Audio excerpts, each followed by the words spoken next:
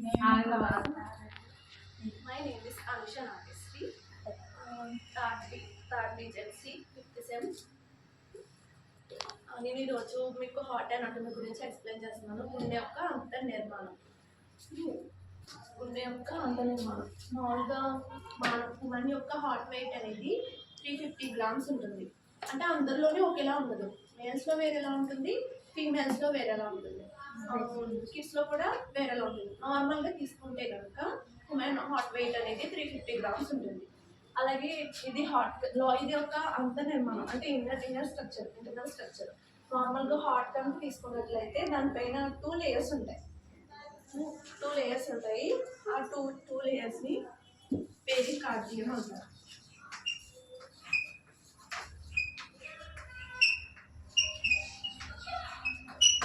ఈ 2 layers ఉన్నాయి కదా, ఈ 2 layers మధ్యలో లిక్విడ్ అనేది ఉంటుంది. ఆ లిక్విడ్ని పెరికార్డియం ఫ్లూయిడ్ అని అంటారు. ఇప్పుడు యొక్క అంతర్నిర్మాణం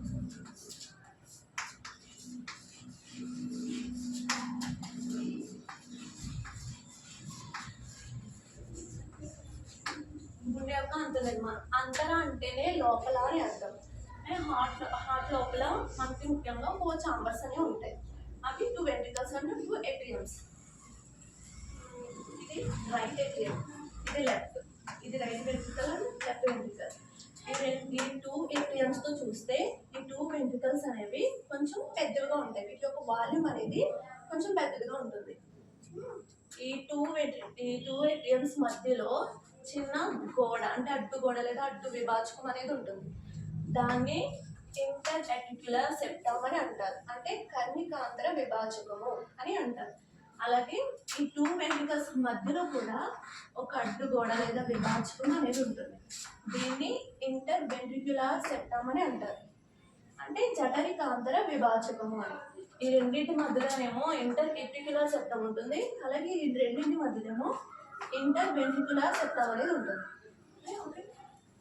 ఈ 2 atriums మధ్యలో ఒక చిన్న హోల్ అనేది ఏర్పడుతుంది. అంటే చిన్న పాపలో మీ పాప హార్ట్లో హోల్ ఉంది అని చెప్తూ ఉంటారు కదా, అదనమాట. ఈ హోల్ అనేది ఎందుకు ఏర్పడుతుందంటే మన లంగ్స్ ఫంక్షన్ అనేది సరిగ్గా జరగనప్పుడు ఈ హార్ట్లో హోల్ అనేది ఏర్పడుతుంది. ఈ హోల్ ఏర్పడాక లంగ్స్ ఫంక్షన్ అనేది సరిగ్గా జరిగిందనుకో, ఆ హోల్ మూసుకుపోతుంది. ఇలా రౌండ్గా ఉంది కదా, అది మూసుకుపోతుంది. దాన్ని ఫోరామెన్ ఓవెల్ అని అంటారు. ఓవెల్ అంటే అడ్డం, అంటే గుండ్రంగా ఉంటుంది, రౌండ్గా ఉంటుంది. ఒకవేళ ఈ హోల్ ఏర్పడినాక లంగ్స్ ఫంక్షన్ అనేది సరిగ్గా జరగలేదు, అంటే ఆ హోల్ మూసుకుపోలేదు. అలా మూసుకుపోకుండా ఉండడాన్ని ఫస్ట్గా ఓవెలిస్ అని అంటారు. ఇది ఒక హార్ట్ యొక్క లోపల పార్ట్స్. దాని గురించి ఇప్పుడు బ్లడ్ ఎలా తీసుకుంటుంది, అలాగే ఎలా సరఫరా చేస్తుంది చూద్దాం. ఇది సుపీరియర్ వీనా కేవా, అదే ఊర్ధ్వ మహశిర తెలుగులో. ఇదేంటంటే హార్ట్ యొక్క పై భాగం నుండి రక్తాన్ని తీసుకుంటుంది. అంటే హ్యాండ్స్, నెక్ అండ్ ఐస్, ఈ పార్ట్స్ నుంచి బ్లడ్ని హార్ట్కి తీసుకొస్తుంది.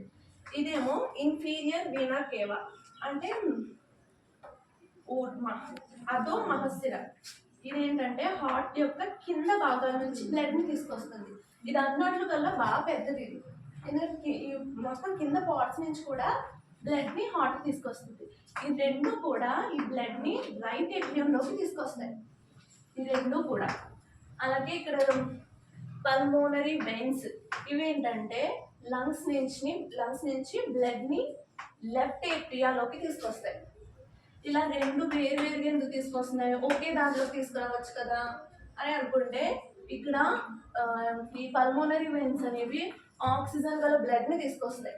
అలాగే ఈ రైట్ ఏట్రియంలోకి ఈ రెండు కూడా కార్బన్ డైఆక్సైడ్ గల బ్లడ్ని తీసుకొస్తాయి, అంటే ఆక్సినేటెడ్, డీఆక్సినేటెడ్. ఇప్పుడు ఇక్కడికి వచ్చిన కార్బన్ డైఆక్సైడ్ బ్లడ్, ఇక్కడేమో ఆక్సిజన్ బ్లడ్ ఉంది కదా, ఇవి వాల్స్ మాట, అంటే కవాటాలు. బ్లడ్ రావడం, అదే ఇలా కిందకి రావడానికి, ఇలా దీని నుంచి వెళ్ళడానికి ఓపెన్ అయ్యి క్లోజ్ అవుతూ ఉంటాయి. ఇక్కడ ఈ రైట్ ఏట్రియాలో ఉండే బ్లడ్ ఇప్పుడు ఈ రైట్ వెంట్రికల్లోకి వస్తుంది. అలాగే ఈ లెఫ్ట్ ఏట్రియాలో ఉండే బ్లడ్ కూడా ఈ ఓపెన్ అవి వాల్స్ అనేవి ఓపెన్ అయ్యి ఈ రైట్ వెంట్రికల్స్లోకి వస్తుంది. అంటే సంకోచం వ్యాకోచం చెందడం అన్నమాట.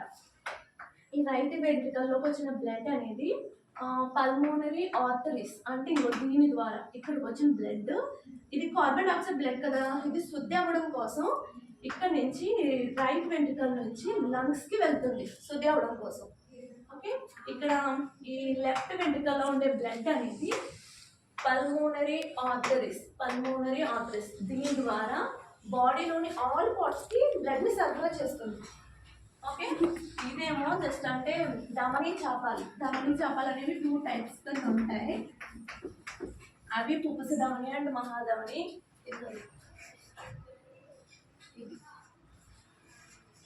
ఇది సిస్టమ్ అయోట అంటే మహాధమని. పుప్పస ధమని అనేది ఓన్లీ బ్లడ్ని హార్ట్ నుంచి లంగ్స్కి మాత్రమే సరఫరా చేస్తుంది. అదే ఈ సిస్టమిక్ అయోటా మహాధమని అనేది గుండె నుంచి రక్తాన్ని శరీరంలోని అన్ని పార్ట్స్కి కూడా సరఫరా చేస్తుంది. అంటే ఇది జస్ట్ ఓన్లీ లంగ్స్కి మాత్రమే బ్లడ్ని సరఫరా చేస్తుంది. ఇది అయితే ఈ సిస్టమిక్ అయోటా అనేది లంగ్స్తో పాటు శరీరంలోని ఆల్ పార్ట్స్కి బ్లడ్ని సరఫరా చేస్తుంది. ఇప్పుడు నార్మల్గా హార్ట్ అనేది నిమిషానికి 72 times కొట్టుకుంటుంది. ఒకవేళ 72 times కన్నా స్లోగా కొట్టుకున్నా అండ్ ఫాస్ట్గా కొట్టుకున్నా హరిత్మియా అనే డిసీజ్ మాట. డిసీజ్ లాంటి దాని పేరు హరిత్మియా. ఒకవేళ 72 times అంటే 60 కన్నా బిలో కొట్టుకుంటే దాన్ని బ్రాడికార్డియా అని అంటారు. ఒకవేళ